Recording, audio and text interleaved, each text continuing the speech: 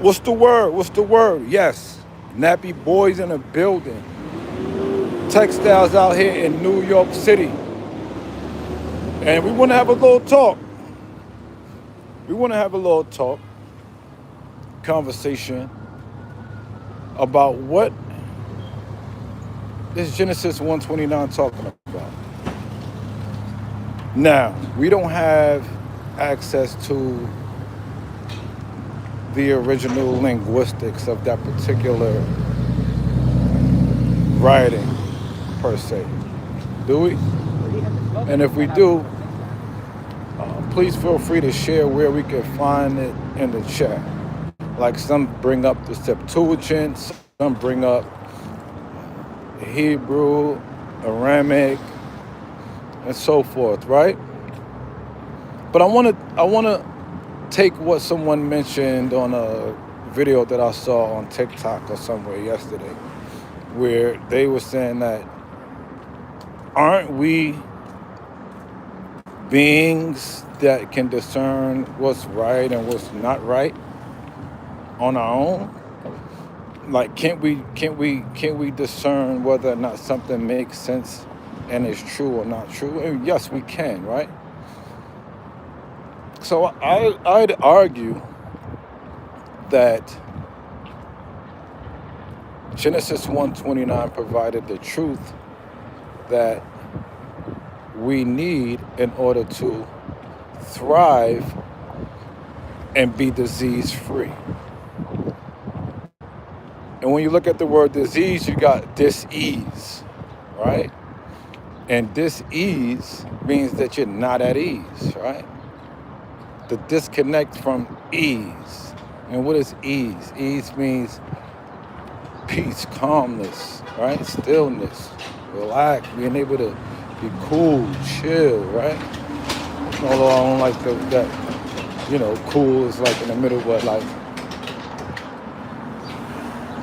you're good. And in Genesis 129, it says, I've given you every fruit with the seed in it, right? Paraphrasing. To you that it shall be for meat, right? For sustenance. You right? So we look at today's world for the most part. Most people would look at that and be like, nah, right? River 8676, am I single? My eye is single, right? For the sake of the conversation. Because the book says, let your eye be single, right? And what do we like to do? We like to combine everything. We like to just put everything together. We don't like simplicity. We got to tap into simplicity. Lil Papa, what's good? We got to tap into simplicity, right? Why? Because if you think about it, let's just think about it. If you were in a world where fruits grew around you, right? Let's take us back into the Eden kind of a style. If this was where figs were, right? Like they put the fig wrap on them, would there be oranges right next to it? Would there be apples right next to it? Not necessarily. Maybe across the street, right? But in one section, there'd be the fruit growing. That fruit. And is that not enough to sustain you? If, in fact, we could have one meal a day and be sustained. So why wouldn't one meal of fruit be enough? Yet we feel as if we need protein, we need B12, we need, the essentials that are promoted by men, right? The most subtle beast of the field. right? It's not what God says no more, right? It's about what man says. People want to follow man. They say, well, we're not getting enough protein. We're in Genesis 129, it says you won't get enough protein. Yo, they clipped me, but I'm back. We back. So look, right? Let me go over here real quick. Nah. Just want to check something out over there. But yeah, so they clipped me, but we back. Now, this is not medical advice. This is for entertainment purposes only. And I'm glad. Thank you for liking the video. If you like the video, I hope it's because you found value in the video, or even if you found me looking crazy in the video. It's all good. But what I can say is this: people say, "Yo, right? Let me give you a little bit of my story, all right? I stopped eating meat before 9/11. At least a year or two before the 9/11 tragedies. Now, not to say that I haven't had meat since then, but the initial change happened for me back in the 90s. Like after high school, because in high school I was a murder burger and suicide fries destroyer. Okay, so in high school, there was not a cheeseburger and fries that you could keep in front of me. Like I would have one burger and two fries, chocolate milk, oatmeal cookies at lunchtime. This would be my lunchtime. In the AM, I would have raisin bagel, butter and jelly, egg and cheese. It sounds so disgusting to me today. Right? Hilarious. One of my favorite hero sandwiches from the corner store. What up, Brantley? One of my favorite hero sandwiches with the pastrami and cheese. Right? Put it in a microwave. Lettuce, tomatoes, salt, pepper, vinegar, mayo. I used to destroy that. I used to destroy potato wedges. When I went on my so-called vegan trail, or, when I first started, that was the thing for me. I would be heavy on KFC potato wedges. I would destroy them. But what was right? Here what the thing was, right? I lost somebody close to me, very, very close to me. They were at a very young age, right? My mom. So-called left this place at a young age. So there's a lot of controversy around it. Yes, I would say. But the one thing that was reported that stood out was the cardiac aortic stenosis on the autopsy report. Then there were reports of clogged arteries since young and so forth and so on. And it made me to look into what causes that kind of stuff. And with me going down that road, I would always be curious as to what works best. And being an athlete at a high level, like winning in every race, like I was at a 100-yard dash, 50-yard dash. I was the last leg of the relay, top baseball player, super athlete, right? You always want to maintain the edge.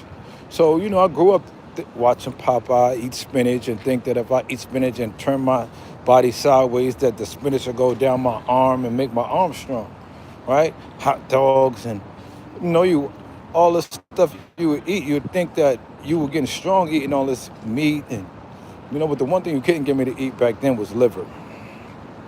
Like, listen, punishment, like, get the belt, whatever. That liver was disgusting. It was like, come on, what are we doing? You know, we could do something. We could do better than that, right? All the while, I never thought or to think that man could just live off of fruit, right?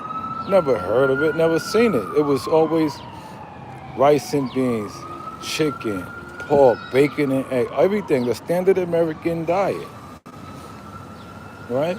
But then I lost mom, and being an avid reader, I came across a book while in like high school, middle school, high school, called Cooking with Mother Nature by Dick Gregory. And in this book, I saw that there was something going on where he was saying that what we were eating on a normal basis was not doing us any good. And it was making sense, but still as a youth and still not in control of what I ate, right? At least not. Basically, if you live with parents, you eat what they put on the table, right? You could make suggestions, but at the end of the day, you grew up believing that you ate what they could afford, or what they felt made sense, and what you like. No, you like this? Yeah, I like when you make that. Yeah, I like this. Yeah. But again, if you don't know, you don't know, right? Like, look, fruits here. You got it. Why not? They're right here when you walk in. They're the first thing. But then you walk past the fruits and you go that way into what? You know? That's what we do. So it's not on anybody, in my opinion, but us. You know? So, you know, it didn't really sink in with that book actually. But let's just say maybe a year or so, a couple years later, I would come across another book. 1350 Sally. And this one was Nutricide by Dr. Laila Africa. And 3 whole wheat, the regular whole wheat ones. And in this book, damn, did I bring cash out? I did. 1 garlic and 1 onion. And in this book, and then 3 pieces of the he was going in on how most of what we consume has got us going in the grid of that. 20 plain heroes and 2 dozen bears. That's it. Oh, no, hold on. Let me check the old price. No, 1 second. I'm sorry. Hello? How many old fashioned we have? Yes. Old fashioned, how many you have?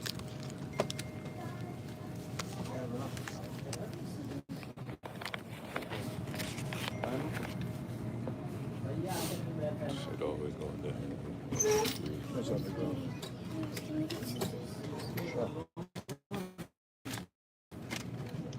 How many do we have today? Oh, shit, man. No. I got you.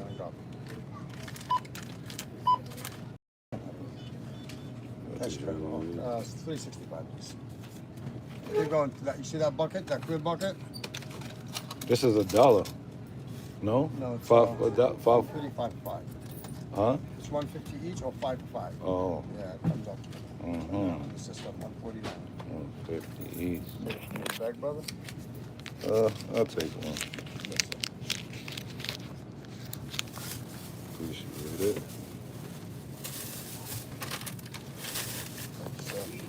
All right. What did you just 1140 probably today?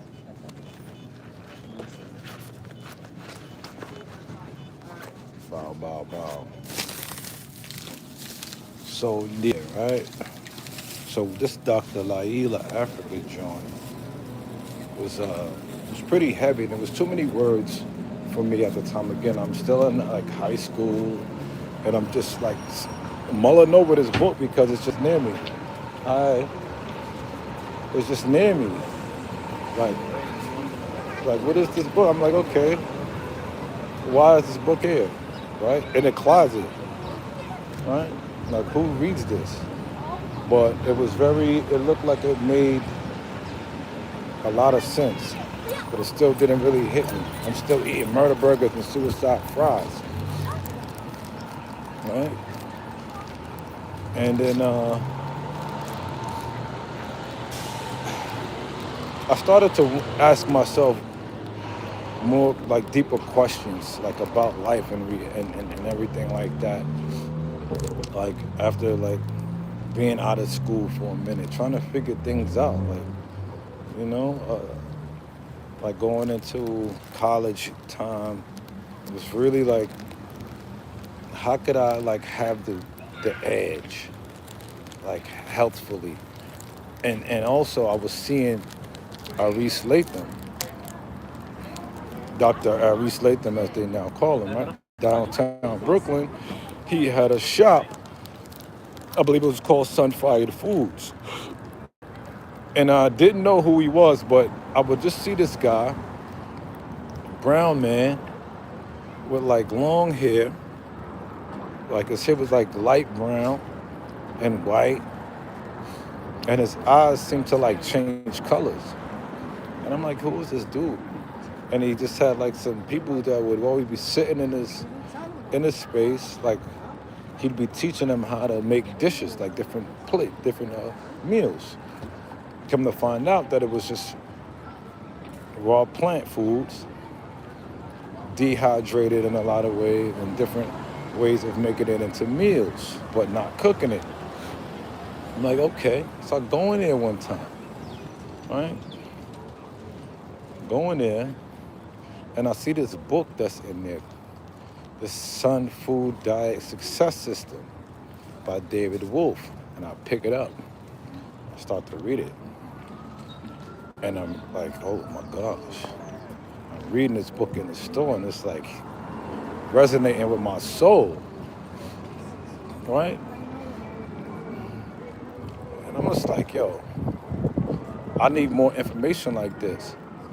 So I remember tapping into the website, rawfood.com, and seeing all kind of stuff, and then tapping into other people who were raw foodists and stuff like that.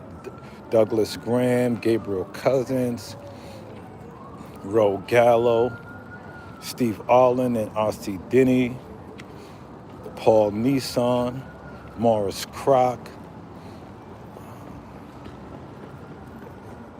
It was so, and then there was so many books that correlated, right? Like Dr. Jensen's Better Bowel Care type of information, right? Had one of my aunts, she was going through some stuff, and I found this book, and I bought it, and I gave it to her. You know, she was juicing and stuff like that, and you know, she said that this stuff was helping her get better. You know, so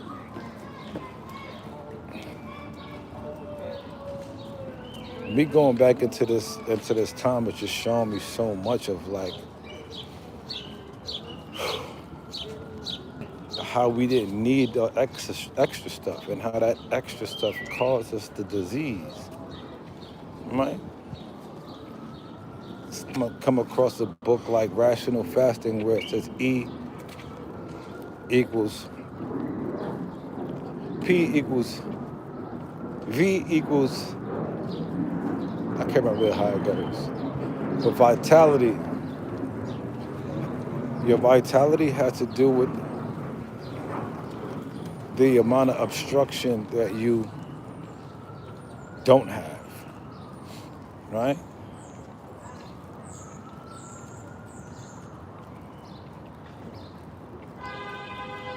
Like, I would say right now that you can make the case for V equals B minus O. Like your efficiency equals your blood flow minus obstruction.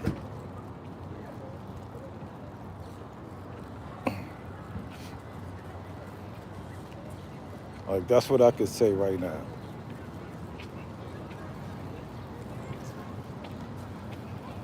Right? And what does that mean? It means that if you have the right stuff inside your body, your mind will be functioning at a higher capacity, a higher level than someone who just consumes low energy or low vibrational foodstuffs. Okay? Because food is stimulus, pretty much, if nothing more. Food is stimulus. So if you eat a lettuce, tomatoes, lemon, there's different levels of how your body's gonna react. Eat somebody's cow, are you gonna have the most energy in the world?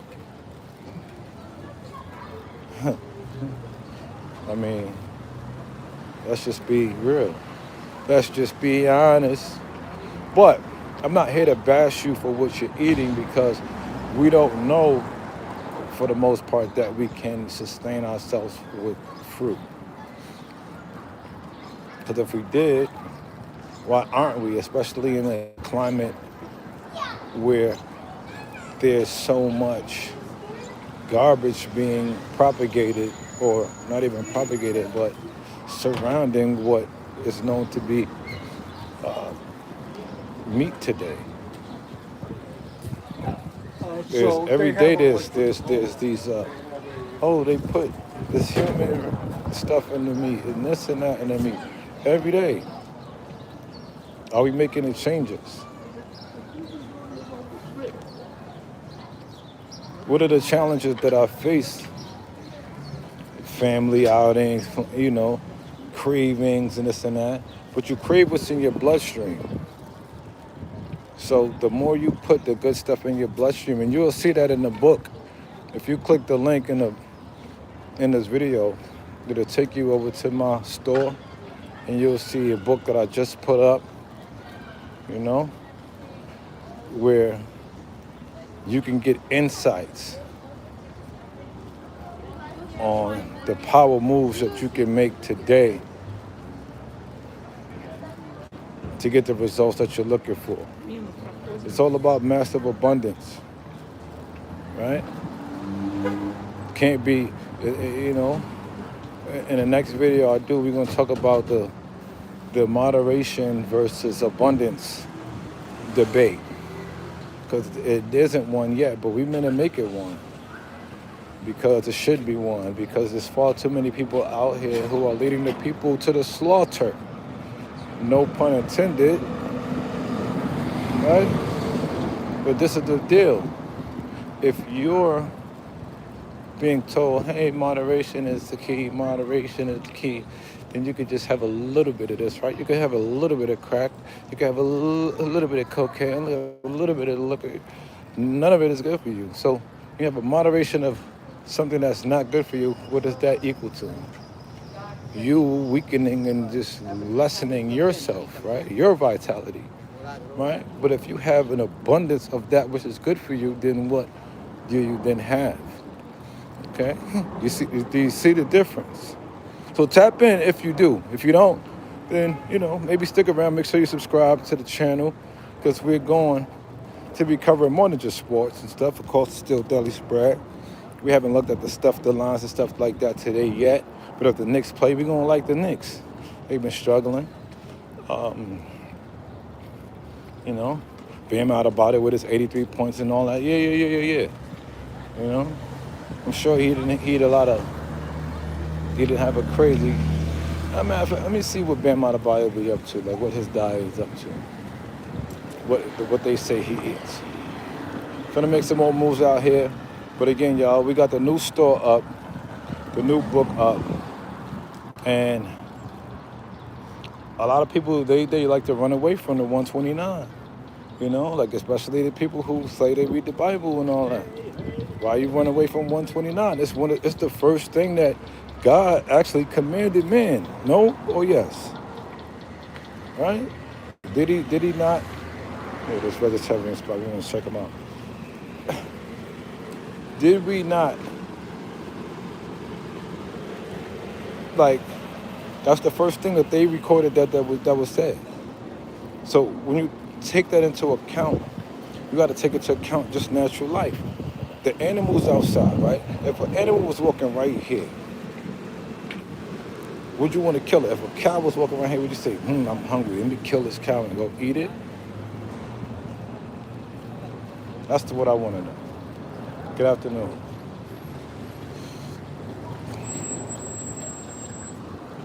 If a cow was walking right next to you, would you want to eat it? A chicken, a lamb, a pig, would you say, I got to figure out a way to take this animal down and get it out of here? What if it was a fruit tree right next to you? You could just take the fruit and eat it. Because that's what it was given to here for, right? Animal animal don't want to be food. Think that's their punishment for being created by God? I don't get it. So anyway, like I said, man, the winter silt. If you want to get rid of the winter silt, there's a link down below or up above, wherever you click that link, check out my store, and get access to the report. It's Textiles, it's been real. Love.